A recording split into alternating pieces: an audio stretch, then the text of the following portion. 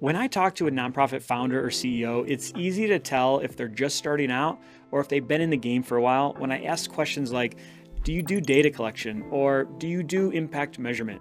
If they say, no, I don't bother collecting the numbers, or wait, what kind of data collection am I supposed to be doing? Then I know that they're just getting their organization off the ground. But don't worry if you're in the same boat. I'm going to talk about impact measurement and help you set up specific goals to measure your impact. We're not doing this just to look good on paper. Your stakeholders will actually look at the reports you make from the data you collect. They want you to be accountable for your progress, and this is a great way to stay accountable. Using data to measure impact benefits your organization too. It helps you see how efficient your organization is and helps identify areas of improvement. To start with impact measurement, you have to decide what you want to measure. You need to define some KPIs. If you haven't heard that term before, it stands for Key Performance Indicator. It's a fancy way of saying using numbers to track how your organization is doing.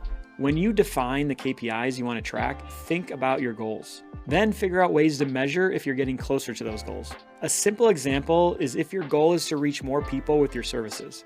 Everyone wants their nonprofit to reach more people, right? So you can define your KPIs as the number of people you're serving. Record the number of people you're serving per month, per year, and even per event, and track how that number changes over time. After you collect your baseline numbers, you can set more specific goals from there. For example, if you're serving 300 people a month, instead of just saying your goal is to serve more people, you can now say your goal is to serve 400 people in a month. See how that's more specific and tangible? Once you've defined your KPIs, set up a database to keep your records in. If you're not dealing with too much data, you can use something simple like Excel or Google Sheets.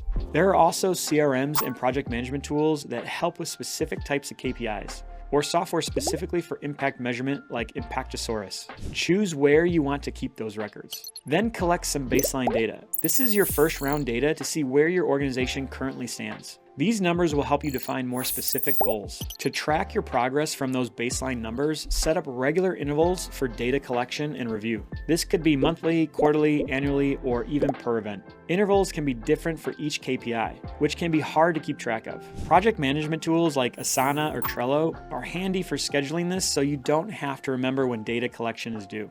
Analyze the data periodically too. Check if you need to adjust or update goals, or if the numbers indicate that certain departments are struggling. The most important part is sharing the results with everybody. This is where you'll feel like a more experienced organization.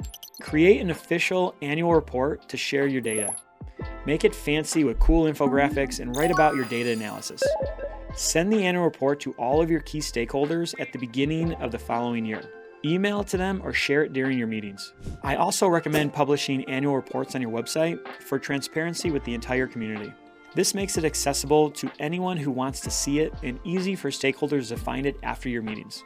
It's also good to make small reports throughout the year. These don't have to be fancy. A simple PowerPoint for a quarterly meeting works perfectly for stakeholders who want more frequent updates. So there you have it. Easy steps for impact measurement and data collection for any growing nonprofit. Get the board together to discuss this and download the worksheet for this video for more help.